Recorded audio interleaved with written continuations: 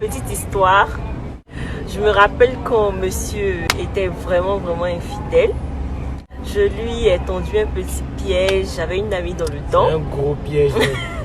Je lui ai dit, voilà, va draguer bon, le classique quoi en fait. Parce que certaines personnes elle n'avait pas confiance. Il n'y avait pas confiance du tout. Donc je suis allée, j'ai dit à une de mes amies lointaines là, parce qu'on n'est plus amies, parce que tout ça n'a fait que... Tout ça les aléas de la vie.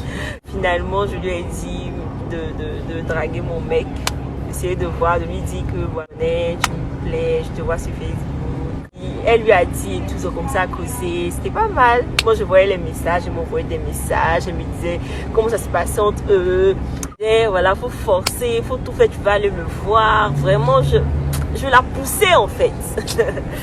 Et la go, elle continuait et elle dit, ah, Joe, le gars même il était zo, tout ça là. Donc j'aurais dit, ok, il aime faire ça. Elle aussi. Donc il y a c'est comme ça qu'ils ont comme ça sympathisé le gars. Il comme ça dit ouais. Elle lui demande et madame, il fait genre laisse ça. Tu vois les goûts, tu vois les... J'ai dit mon cœur c'est sec. Mon Dieu m'a faussé. Mon Dieu n'a mis coup de... C'est que Mazoya.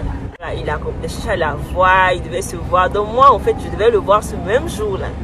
Et il voulait voir la go en fait. Et puis il me dit rendez-vous. Non, il m'a donné rendez-vous à 19h. Il devait venir chercher l'argent, c'est ça. Maintenant, 19h, il devait dormir chez lui, tout ça là. Voilà, je dis je viens à 19h. Il dit non que faut venir à 21h. J'ai dit mais pourquoi à 21h? Il dit non, qu'il ne va pas vite rentrer du travail. Voilà. Or moi je sais qu'il a rendez-vous avec ma camarade. Attends, mais c'est quel genre de foutaise ça? C'est quel genre de sorcellerie ça? Et la gosse, on va tranquille. Même me dit voilà, je suis au salon. Je suis dans la chambre. Je dis wouh. Je dis wouh. C'est la merde. Seigneur. Il voulait toucher sa cuisse.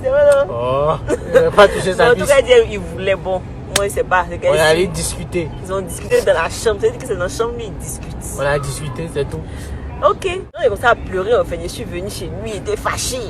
Lui, il ne comprend pas. Ouais, en fait, lui, il sait que c'est son habitude. Il cherche les go. Donc, c'est rien. Du coup, bon, il a l'habitude d'envoyer 2, 3 go, 4 go en même temps. Donc, c'est rien, en fait. Mais il savait que je commençais à être sa titulaire.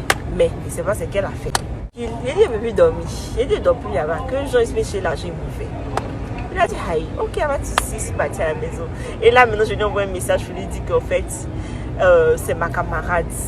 Et que tu m'as fait ça, tout ça, j'ai pleuré. Il est venu le même soir là, chez moi. Rendez-vous sur la dalle. En train de pleurer. D'après lui, conseil de pleurer. C'est une comédie. Il pleurait d'après lui que non.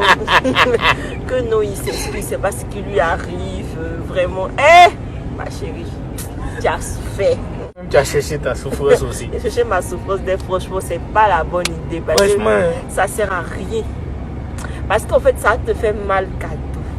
Je ne connaissais pas encore à faire de confiance. Parce que même il ne donnait pas envie de faire confiance. Au final, il n'est pas touché. Hein. Dieu merci, il n'est pas touché. Mais là, il n'est pas touché. Il faut lui demander. Devant Dieu. Devant Dieu, il n'est pas touché. Elle-même a dit, il n'est pas touché. Mais à d'autres là. Mais d'autres là, ils allaient aller jusqu'au bout. Donc là, arrêtez d'entraîner vos camarades, bien vos amis dans ça. Ça gâte amitié, ça gâte relation. Peut-être tu allais mettre en couple comme ça même. Cadeau. Tu allais mettre en couple cadeau comme ça. Aïe, arrêtez ça. Please, don't try this. Ne faites pas ça chez vous. Don't try, ouais. Ah ouais, je parle anglais. C'est moi. Arrêtez ça là. Voilà, on n'était pas fusionnels en fait. Pour répondre à une question, on n'était pas fusionnels.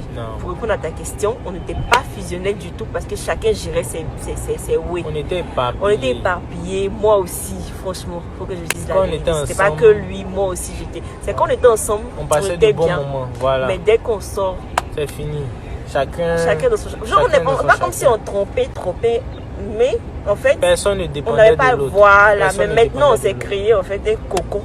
On n'arrive plus à faire autre chose. On n'arrive même plus à vivre sans... Bon, genre, on n'arrive plus à faire une activité sans l'autre, alors que normalement, il faut qu'on ait une vie. Et une vie sans moi. Quel est le problème? Va te balader. Je ne veux même plus sortir. J'ai même plus envie en fait. Il n'a plus envie de faire quelque chose sans moi. Vraiment. Mais ça ne veut pas dire que ça soit la même chose pour vous. Hein. Non, pas forcément. Il y a des gens qui ont envie de vivre vivre leur vie, balader, profiter de vos amis. C'est qui va vous arranger. Même nous-mêmes, on dit on veut s'ouvrir au monde. C'est quoi? On est coincés, nous deux, on ne sait plus quoi faire. On est coincés, non, pardonnez, venez, on va être des amis. On va être amis. 1, 2, 3, come on!